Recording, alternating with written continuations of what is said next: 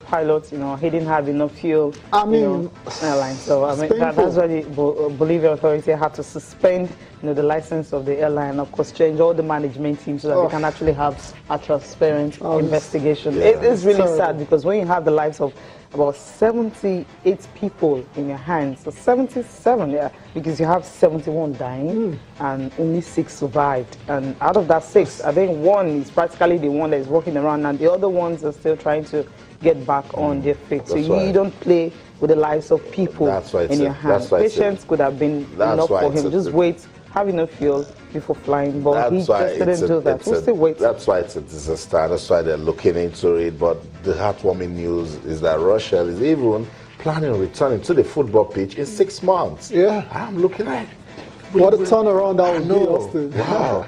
The first game he will play, and forever and ever he'll go into history because he has a story, can tell the story of what really happened and all of that. Austin, from the reception it got, during this particular ceremony or kickoff, you can tell what it's going to be like when he actually returns to a proper football game. It's going to be massive, and it's going to be it's one of those stories, feel good stories that that gets football fans, a bit emotional. So I'm looking forward to that day. And we saw a couple of days as well, so when they received their Copa Sudamericana trophy as well. So I mean, it's just tragedy. I mean, we're talking about him returning to the pitch in 6 months' time. I'm saying, okay, the coaching crew, directors, staff, all of them at that time all gone.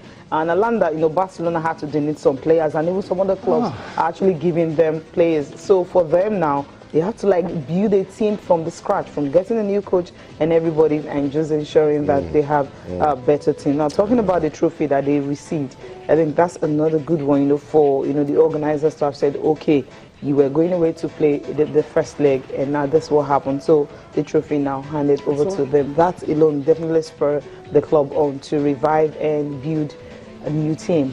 It's all in the spirit of fair play. That's what we always preach. The show of love. That's the power of sports right there. When Chapecoense were officially presented the trophy, for the Copa Sudamericana. Tayo, what a show of love by Nacional. We should always remember that this is what sport is built for. Exactly. Fair play. Exactly. It's not about win. We get carried away sometimes.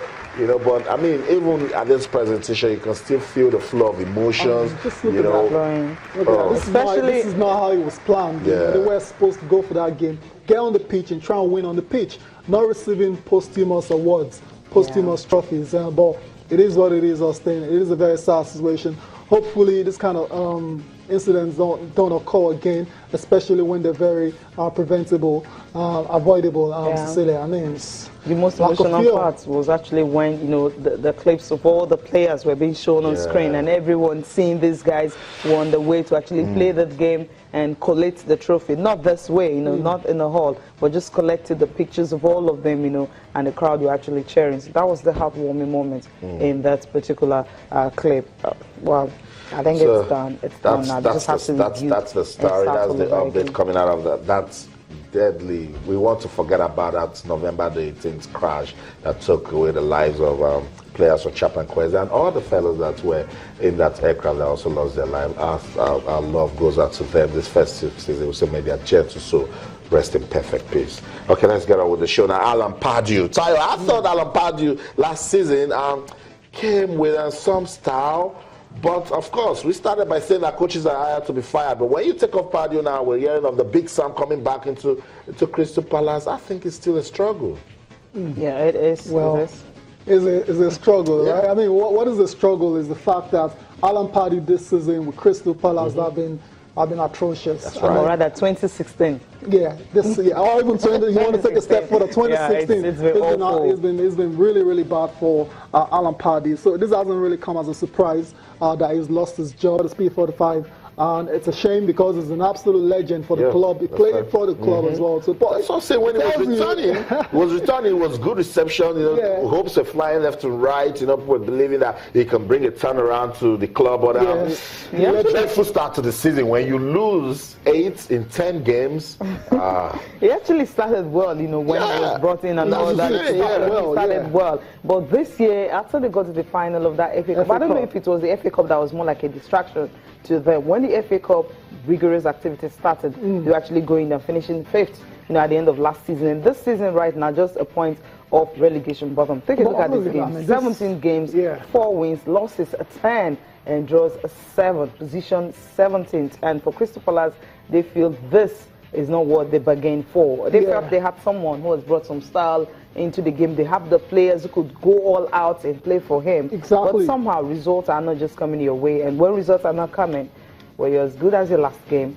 Yes. And playing United and Chelsea back-to-back just wasn't also enough. Yes. There's no you can beat these two teams, so it's always going to be difficult. If it was the Crystal Palace of last season, we'll understand.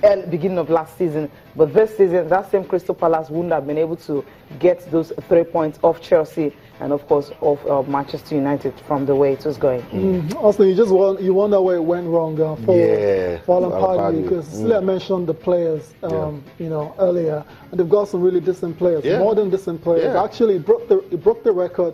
Transfer record for 2 players during his time there. The French lad, Benteke, and the French lad, his name beats me now, Yohan Cabaye. Yes, right. So they've got decent players. Wilfred Zaha. There's on a good day, they are in the same light of Stoke City. They can upset anything on their good day. So they're struggling this season. This was what he said after that sack. He said, I would just like to take the opportunity to thank everyone at Crystal Palace for their fantastic support. In particular, big thanks to the players who gave me absolutely everything, and Steve Parish and his board that's coming from him. And so personally, I have a lot of good feelings for this football club, and I'm sad that my time there has ended. Too bad.